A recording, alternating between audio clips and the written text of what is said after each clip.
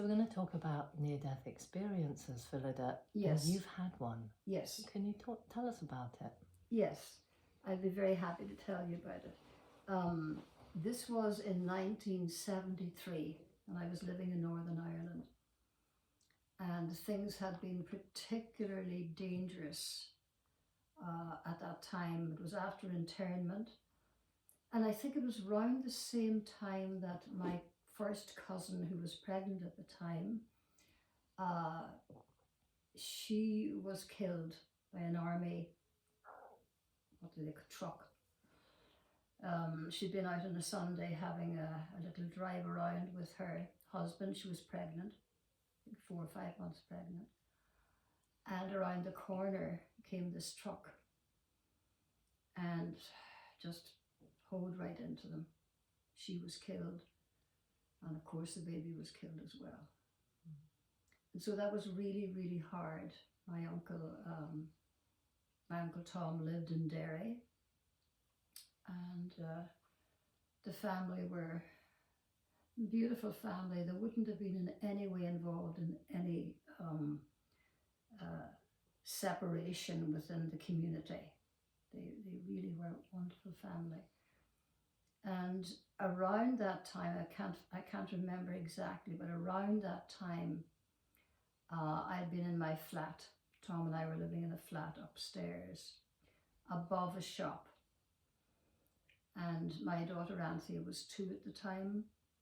And I was so delighted. A friend of mine came from Belfast. We didn't do much traveling.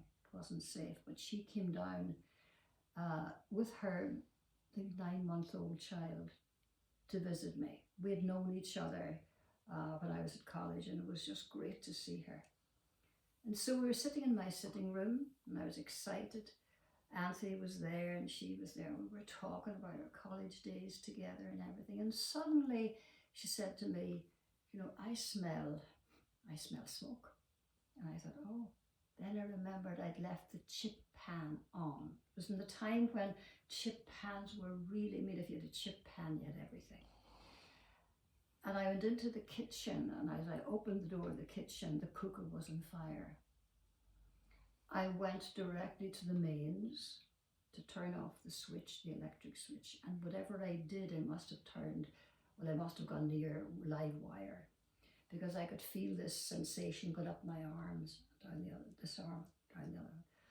And I fell back onto a stone step in the kitchen, and I just fainted, became unconscious. And the next thing I remember there's a lot of fuss, fierce fuss entirely. And I was taken from the kitchen into the living room. And I remember a priest, the parish priest, standing above me, and he had his purple stole on, and he was saying the words, your sins are forgiven you, go in peace in the Lord, and all that. And wherever I was, and I'm not going to say I was above or below, I didn't have a direction. I just knew that somehow or other, what he was saying was not truth. And my sense was, I have no sins. There's no such thing as sins. Why did you tell me that? And I was amused. Now, before this had happened, I was a very good Catholic. I was playing the organ in the Catholic Church in the morning, directing the choir.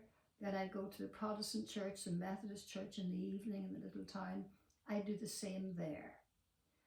And God was very alive in my heart, having been a nun, you see. It was very important for me to have religion and have a religious community that I could meet every Sunday.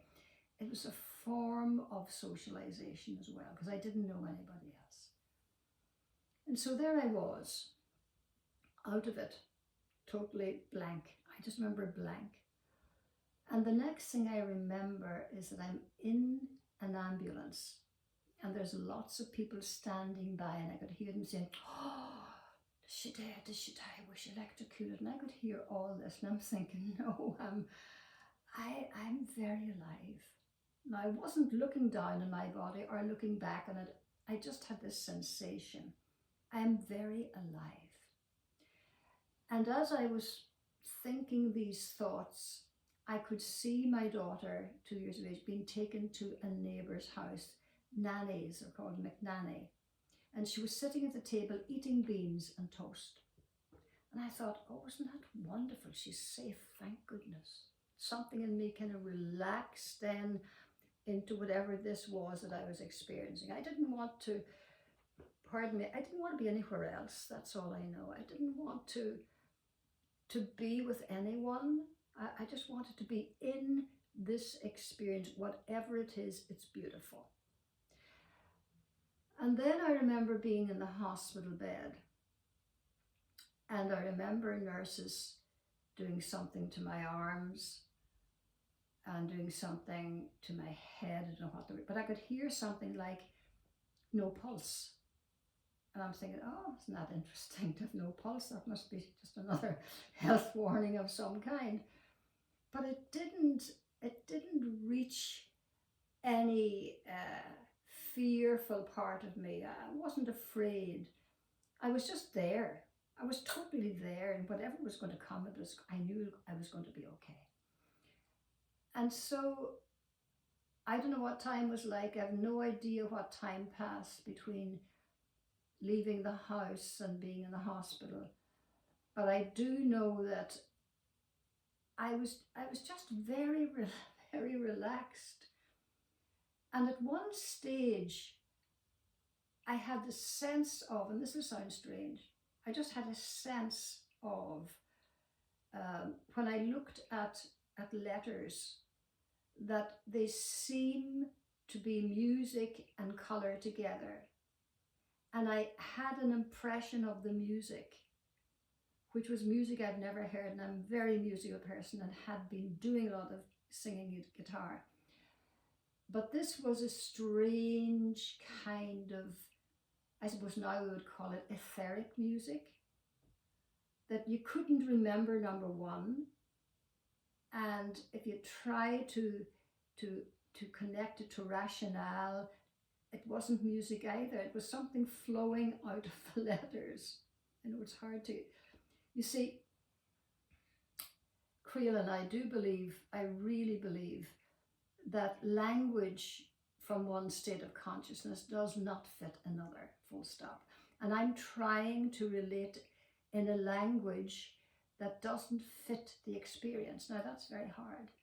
That's very, very hard. So when I'm speaking to you, I'll not make much sense cognitively.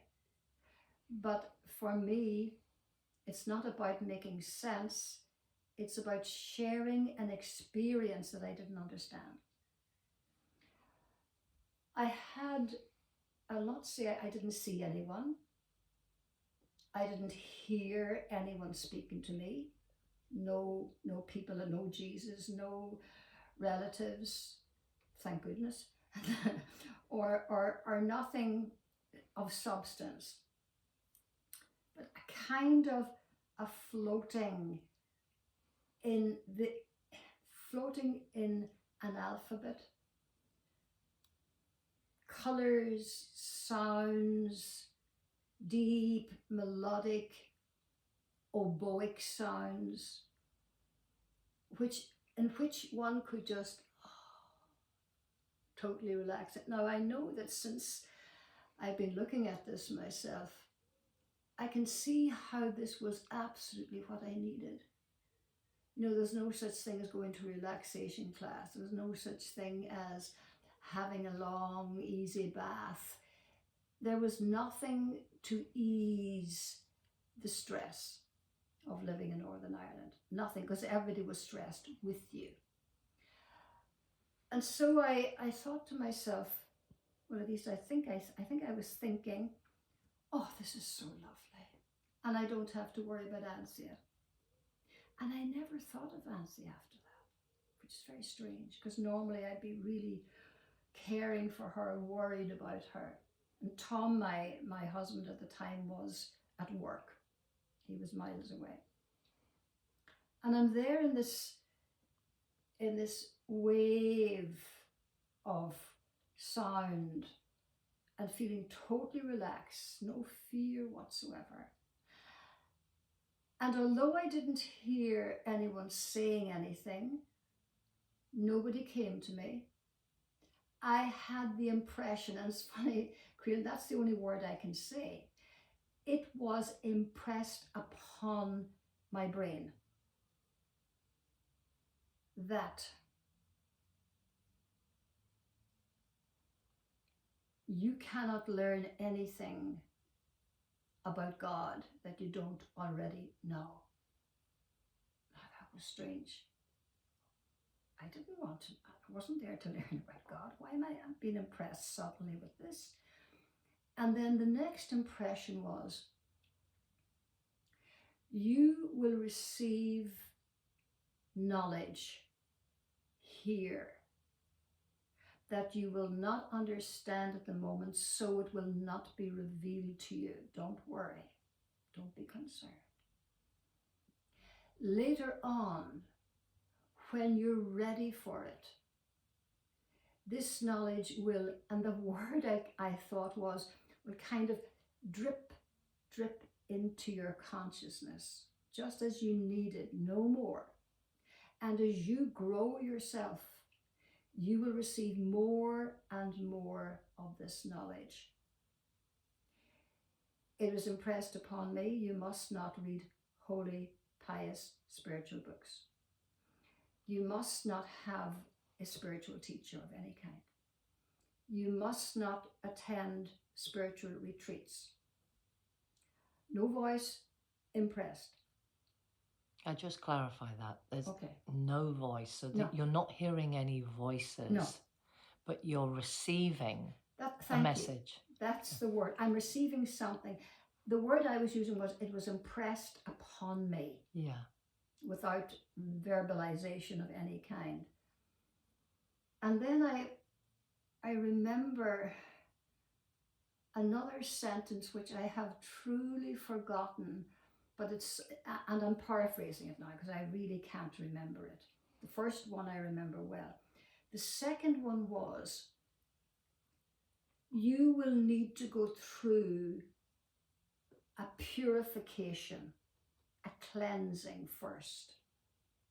And after many years, you will receive quicker and quicker this information so that you share it with others at the right time. And I'm thinking, oh God, I really did think, what information, what knowledge, what will I be needing? Oh, isn't it awful? I'm going to go through a hard time. I don't like that part at all. But somehow, I didn't ask questions. I didn't ask any questions. I was like an absorbent mind. I was just taking this stuff in, feeling a little bit off, put by the length of time I'd have to be purified, or I don't even think that was the word, Creel, and I can't remember. The sensation, the feeling I had was, I'm going to have to go through a terrible tunnel, a dark, dark tunnel, before I'm going to receive this information. Then suddenly, was it suddenly? Yes, it was quite suddenly. I remember being jolted. And this jolt was terrible.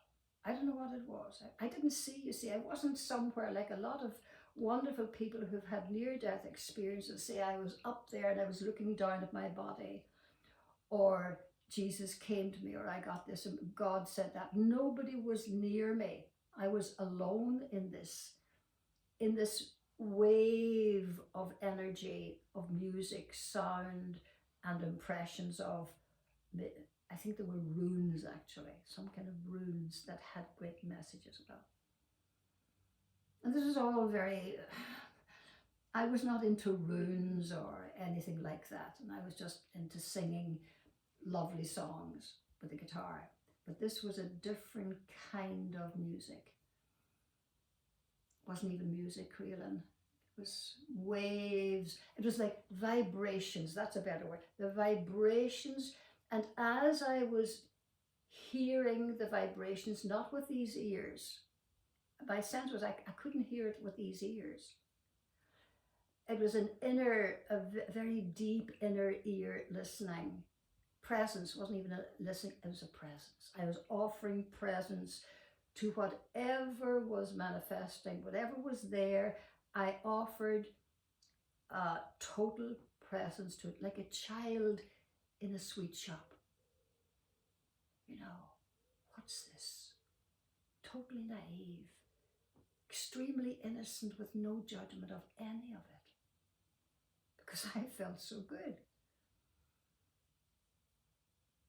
And after this jolt, it was I could actually feel my nervous system. I could feel a shake inside my body, and I could start feeling my fingers again, and I could feel my hands, and I could start feeling my body, and that was cruel.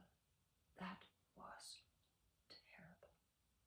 And I think really, Creolan, since that experience, there's no way I want to be resuscitated when I'm leaving this earth to live another life.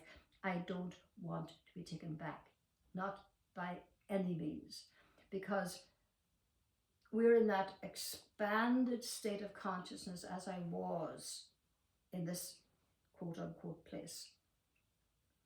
And to be touched, oh my God, to be touched was like somebody with hot irons going through your skin. Of course they weren't, just my impression from within, from a state of widened consciousness where the aura was out there for so long.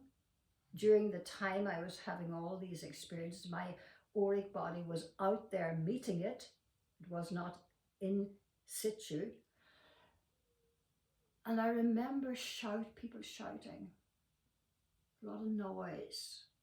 And since then I remembered, you know, when babies come into the world and that consciousness is fitting into their skin and to their form, and they're so sensitive, and their little nervous system is trying to grow itself inside, and then suddenly there's bright lights, there's holding the baby, they're shaking them, they're doing all sorts of things to see if their reflexes. And all that child wants is darkness. Silence, darkness, and the mother lying on the mother's chest. Because what an experience to come out of the womb and to be brought into these bright lights. People shouting, it's a girl, it's a boy. Oh, here's your little sister. No wonder babies cry. They're nervous. Their nerves are shot. Now, I'm looking at the dying process from that. And for me, when somebody touches a dying person, they must realize that the consciousness at death is expanding outwards as it is contracting at birth, going into this little form. It's really expanding. And even if you did that, you'd be touching my auric body. And it's so expanded. But to come in like that, and you're doing well now. Now you're fine. There she is. She's grand. I don't think I got over that for maybe 20 years. My body was in pain with that. Because of the trauma of being touched? Because of the trauma of being touched. Wow. And the bright lights, and the talking loud. Because everything is exaggerated. Sound is exaggerated. Sight, bright lights, touch, all the senses are magnified at this stage of coming back into the body. Never mind poor people that got their chest thumped to try and get the heart beating again. So there I was, and I heard my husband crying, really crying at my bedside. Crying and crying, please come back, please come back. And my sense was, oh, do I have to? But I realized in the meantime, that would have been a beautiful escape for me. because my life was not a happy one at the time. I was living in a country that I didn't know. I was Catholic with Protestants all around me. Pardon me. My husband was as wounded as I was. He couldn't deal with his anger, so he would hit me when he'd get angry. I would shout back at him when he'd do that and all the rest of it. So, you know, it's almost like really I was allowed to come out of that hell for those hours that I was out, literally out of it. I dissociated. Now, I know well about dissociation. We work with people who dissociate. And I had dissociated many, many times as a child to get away from the hurt, to get away from the woundedness of the family. I would literally go out, my astral body would go out of the form, the substance, and it would go into the fairyland, and I'd be out there enjoying it and seeing the fairies and playing with them in the oak trees. And then the thought of having to go back in home again to where the pain was, it was a bit like that. But I didn't know that at the time. I didn't realize at the time that there was abuse at home. I didn't know that. But this out-of-body experience for me was wonderful, was beautiful, and I'm thankful that I had it in 1973, because if maybe, I don't know what I'd have done had I not had that experience. But I know that Anthea was a big reason why I stayed. I do know that. Although I wasn't worried about her. And it's strange, isn't it? The emotional body had left. There wasn't an emotion in me other than this lovely feeling and devotion of being in a very safe, lovely place. So psychologically, I can say, yes, I dissociated, I escaped life at the time. But then I'm told in my out-of-body experience, you're going to have a rough time yet before whatever it is, and I don't know, before some kind of revelation. So I came back into the body, a couple of days observed in the hospital, and then came home. Auntie was there with her granny and granda. I was the Catholic, they were the Protestants, and my sense was, you know, I had created a drama of some kind.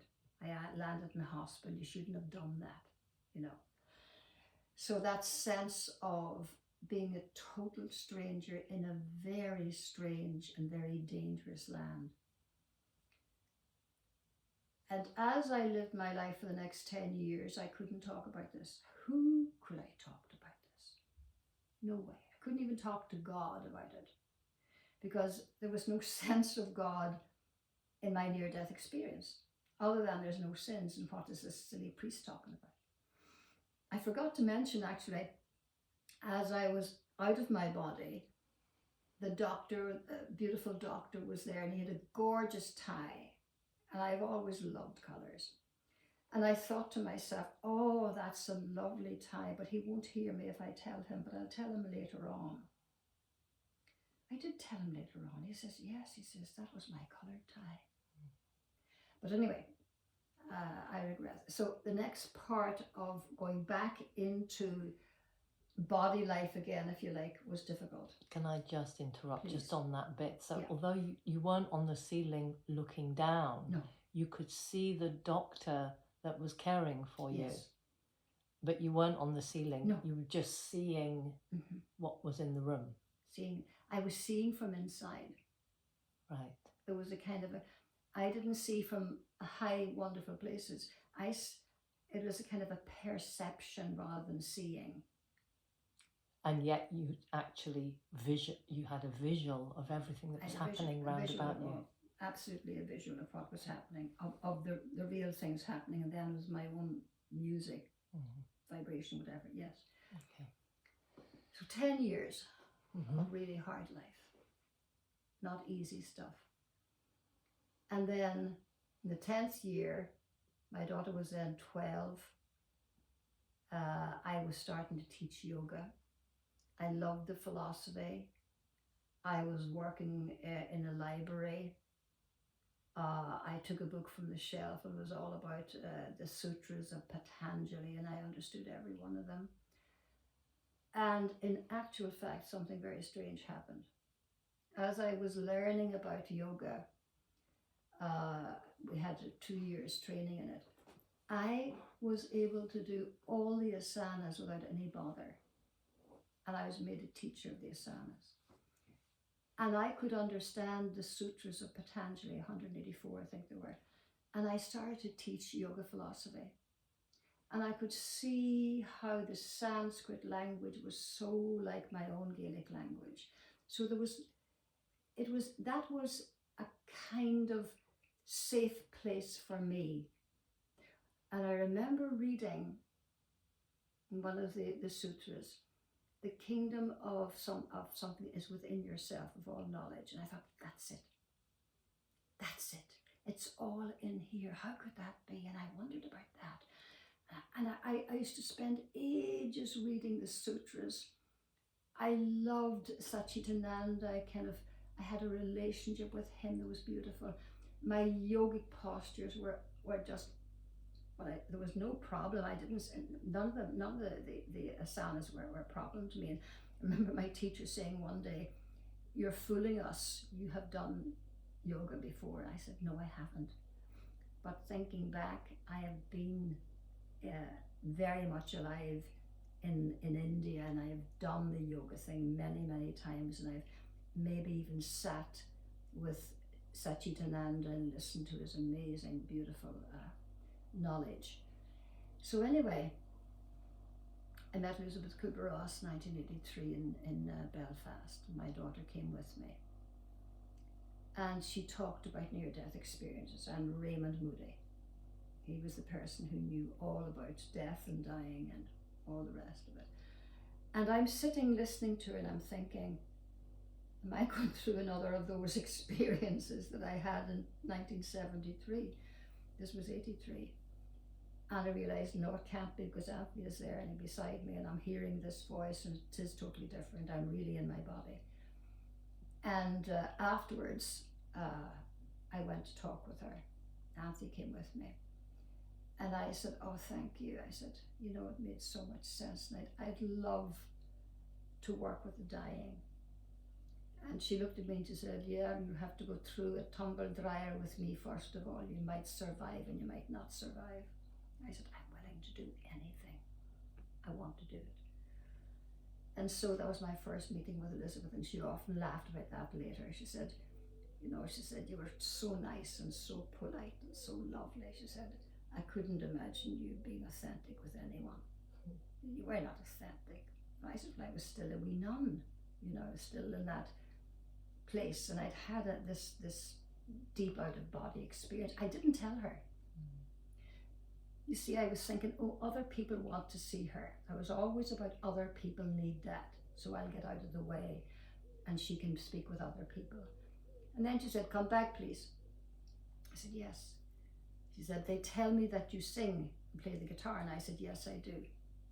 She said, "I'm giving a big talk in Trinity College next Saturday night. Will you come down and will you sing on the stage?" And I thought, I'd love to. I have no car. Traveling is dangerous. I would love to. I said, "But I don't drive. I haven't got a car." And she said, "If you have to be there, you'll be there." And that was Elizabeth. And I went to my dear friend at the time, Sheila Nugent. And I just told her the story. I said, "Wasn't that interesting meeting with Elizabeth?" "Yeah." And she said, "I'll drive you down." But I said, "I won't be let." It's like a 9-year-old saying, "I'll not be allowed." Tom wouldn't allow me. You see, I thought, no, he won't allow me. And she said, "Try, do your best." So I think I had Anthea by my side saying to Tom, "Would it be okay? Would you mind if I..." And somehow or other he said, "You go ahead," which I did. And that night in Dublin, we got there safely, which was great.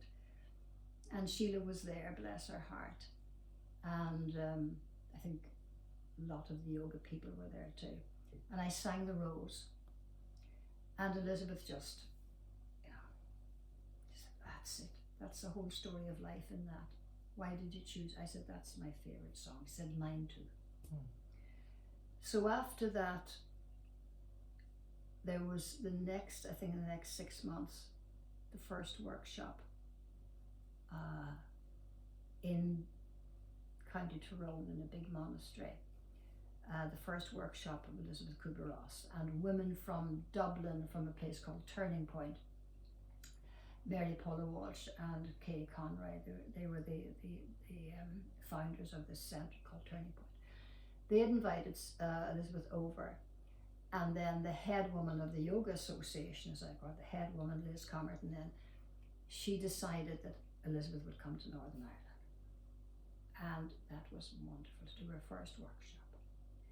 There were 97 people at that workshop, and I was sitting down listening to Elizabeth talking, and she had 9 of her staff. And I remember sharing this with you not long ago. And I'm sitting there and I think to myself, one day I'll be sitting up there. I'll be helping people to get in touch with their feelings and their emotions. And did my work, of course, and after that, I was with Elizabeth then until 1996, and she died in 2004. I spent time with her in Scottsdale, and to be with her in that place where she was immobile. She had a few strokes, which meant that the whole of her left side was absolutely immobile, paralysed. And we had such an authentic time together. And there were times when I went out and slammed the door. I was annoyed, and she'd say, "Look at the way you're treating dying patients." And I'd come back in and I'd say to her, "You're not dying. Well, make up your mind. Are you going to die or are you not going to die?" That's what she said. That is abuse of the elderly and terrible abuse of the dying. So we had great laughs, but we were very authentic together. And when I left her, amazing that I never told her about my near-death experience, because I couldn't get words. I as I said at the beginning, the language didn't fit. It's like, it's beyond language, as in beyond that way, and it's further back than language. It's more primordial. And to me, it's about soul experience. And that purity of the soul experiencing something without the help of the rational mind. And that's why I can't get words. But a lot has made sense in the meantime. My goodness, has it. 1998, I went to Fintorn, and I was asked if I'd open the conference on conscious living, conscious dying. And I did. And I still use now, 26 years later, I still use the same model of teaching about life and experience. And I'm always amazed how beautifully it fits, because I never mention a God. I call it itself, the capital I, life force itself. And at the top of a triangle, I had life force, and with a trajectory down one side, form written, and then the line at the bottom, a waved line at the bottom, over to a point that says purpose. And in the middle, between the form and the purpose, there was experience. And then the trajectory upwards back into itself, or the divine, or life force again. And I've used that ever since. It's so simple, and it can create a lot of discussion. So anyway, after that conference, I stayed on for a year to find a house for my friend, and I did. But I experienced there the first download of the knowledge. And that was to come through the Gaelic language. And I could see the Gaelic alphabet with an amazing energy coming out of every letter. and I could hear that transcendental music, colour, it all came. And so I thought, oh my God, that's it. That's my out of body experience making itself known to me. And I sat at the table, I'll never forget it, and I was writing the with the ancient sign and the dot in the centre, and how that life force manifests in all creation was beautiful. And then the B, oh, that was gorgeous. Went through all the letters of the Irish alphabet, which is 18 letters. And as if that was music for my body. And I started composing my own songs, and I started giving talks, and I started talking about things that I wasn't actually sure about, but I'd had the experience of. That might sound strange. When you have an experience, you can talk about it, but I had the experience, but I hadn't the language to talk about it, which I have received in the meantime. But the download started then. And then all this Celtic stuff came in of the ancestors, the whole teachings from the cauldron, of which you're now a teacher. All that stuff came. And I could see the sense of it, where you marry humanistic psychology and spirituality. You get the two of them together, and when they're able to come together, where the human and the divine meet in that soulful encounter with myself as a being who does not have to go outside this amazing divine form, if you like, to get truth. And I've never read the books, and I've never been to the retreats, and I've never had a spiritual guru. People would say, oh, there's a wonderful spiritual book, Philida, you'd love it. I'd open it and I'd have to close it after the first page. I was bored. But just to clarify, though you didn't have a spiritual guru, Elizabeth was in a sense a spiritual guru in that she took you through all the dark stuff. She did. She took me through the shadow, which I had no idea about. And of course, when we work with people, allowing them to express the most horrific, emotions, and there's no judgment, and you sit beside them, you don't touch them, you don't interfere, you offer that presence that I talked about earlier. And that sacred presence is soul. So soul is watching with you when you're watching with another like that. And Elizabeth, though she didn't always do the therapy, it was her own team that would have done the therapy with me. And I remember one particular therapist saying to me, I don't think you can do this work because I think that it wouldn't suit you. I think you're a bit too sensitive for it. And this other woman called Sharon Tobin, who was my particular wonderful woman, strong as anything, she wouldn't give you a nicety, she'd just say, you do that again. Let's do it again. But there was a love. I loved that woman dearly because she trusted me and she said, she's going to make it. And I did after the 5 years of, looking at all the stuff. And of course I've worked in the meantime, I'm always working with my own, myself to see what's unconscious here that needs to be brought into the light. But it's gentle now and it's lovely and I can laugh and say, there I go again, arrogance flowing out of me, isn't that lovely? There is no judgment, you see. And that was not who I was before that experience of near death, they call it. I'm not sure that I'm not even happy with the name near death experience. I think to me it's a pure soul experience where you're right in that sense of formlessness, and it's beyond the body, and it's almost beyond death, if you like. It's very present here and now, and it's in everything. It's actually consciousness. I would say that I would prefer to call it moving into more consciousness, becoming more conscious through trauma, through the trauma of going out of the body, I was able to become more conscious in my life. The near death, who's to say?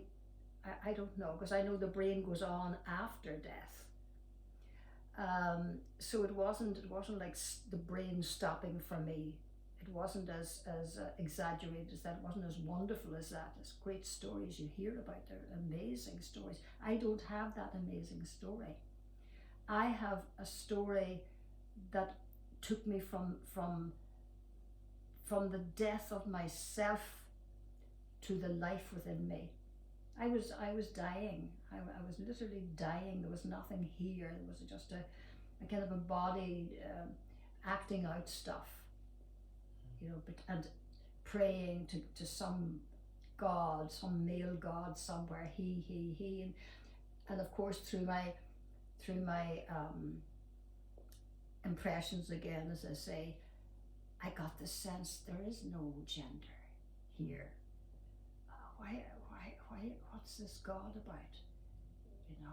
What's this idea of praying to God? What does that mean when everything is happening here and now?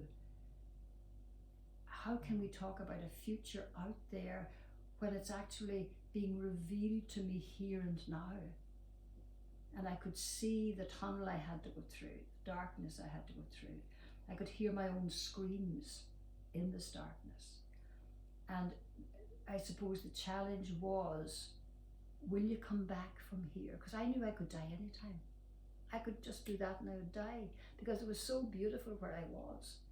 But the challenge for me was to come back and go into the bloody tunnel, and somehow or other, through the strength of my soul, back I came. Is that clear? It's very clear. Is it? Yes, very clear. It's a beautiful, beautiful story. Wow. I won't talk about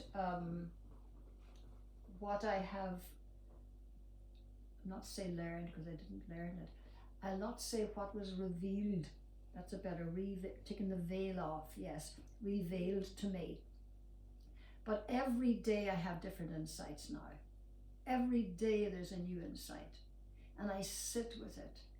And at the moment it's just about being in that implicit memory of love, which is not emotional, which is even beyond a feeling, just that sense of total devotion. And that memory, which we lose, of course, when we come to earth, because we couldn't deal with the exquisitiveness of that as human beings walking around. But that is what attracts us to nature. That's what attracts us to babies, to that sense of beauty, to that we remember together. The divine in you and the divine in me, we're meeting and we are remembering together what that love was. Because it's, as I say, it's not emotional, it's beyond all that. It's that balancing and harmony that's brought into the world, and we are looking for that. We're longing for the balance within ourselves and the harmony in ourselves, so that can reach out into the entire world, so that again we have that unity consciousness, that which had to separate can come together. The entanglement theory, we were one at one time, and we had to separate to live our own individual lives. And now we're coming back together because we cannot be separated. The Bible, unfortunately, is so mistranslated, and that's what I realized since I came back as well. It is so mistranslated, especially for me, the part of the Bible that says, what God has put together, man must not pull asunder. Man cannot pull asunder. Well, that to me is just an explanation of the entanglement theory. What once was together will find itself in the end. It has to. We're all part of a holographic life, if you like. One part goes there, the other will find it sometime. We find each other all the time in each other. We don't have to go way out there. We find each other all the time in each other.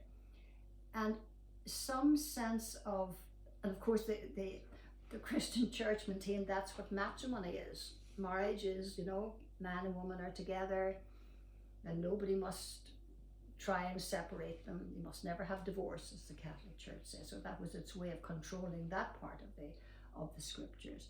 But I see everything wider, Creala. I see everything widened out, and especially the scripture which I learned as a nun, and absorbed it. But now I have a totally different translation, and I sometimes don't even recognize it when I hear somebody else, quoting from the Bible. No, that's a conditioned reflex of Christianity. You have to blame someone, you have to go to hell, there's bad and there's good. And for me, this, my religion taught me about dualism. It really did. My religion taught me about dualism, because there is no good and there's no bad. According to the soul, there is just experience. And because we have judged our own experiences, I shouldn't have done that, we then project that into the world. He's a bad and she's good, and he's good because he's loving and kind, and she's bad because she's selfish.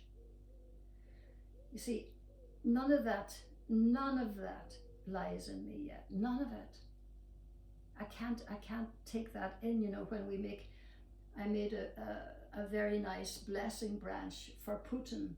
I lit a candle and I invited him in and his energy, that he might be loved, that he might know what love is, because that he's living in fear and insecurity. Now, how am I with somebody who's dying in fear and is insecure? How am I going to treat them? Come on, Philida, be authentic. I must treat, and I will treat, so-called perpetrators in the same way, because if I don't, then I need to shut up about love. Because for me, there is no difference. More and more, there is no difference. I can also say, me too. I've been that too. I've been afraid like you've been, Putin, or even Hitler. When I went to Germany for 10 years, I really got in touch with that child that was so abused in Hitler. And of course, he had to find victims later.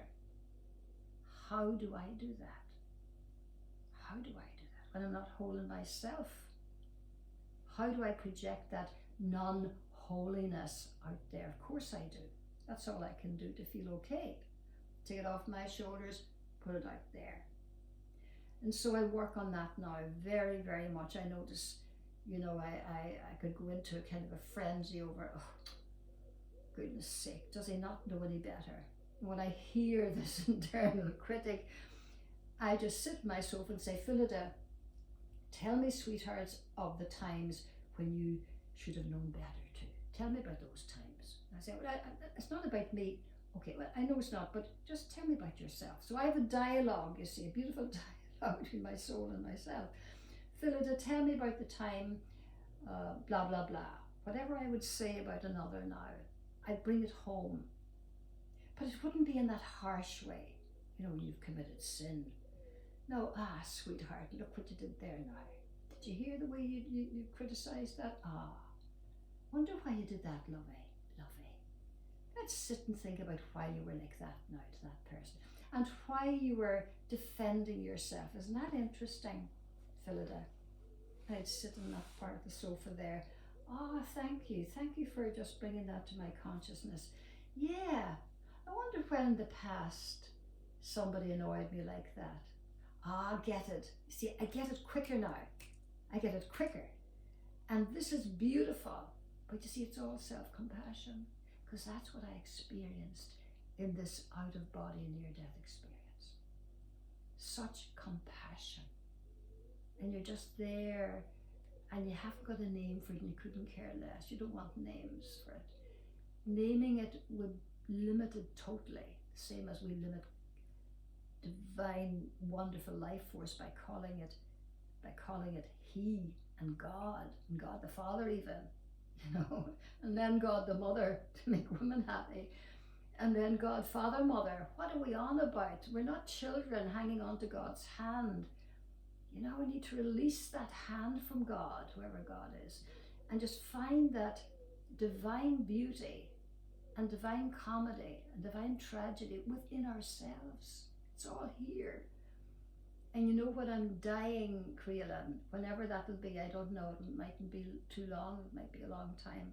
Hope it's not too long, because I don't want to hang on collecting stuff. You know, when I'm dying, it'll be such an amazingly beautiful re-encounter with this energy of compassion, where you just relax into it, you know. First letter of the Celtic, of the Irish alphabet, that the first sound of the first breath upon the waters.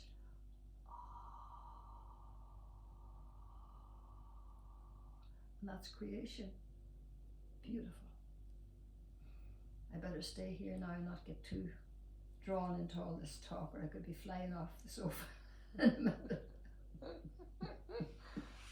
Thank you so much, Rhoda. Thank you. Thank you for helping me to re-heart myself, because sometimes, you know, it had not been easy living with it and not be able to explain it. Now I can put words to it, and yet the words aren't sufficient, but they will do for now. I'll come back after I die, and I'll infuse you with all the stuff that I forgot to talk about. Okay. Thank you. Thank you.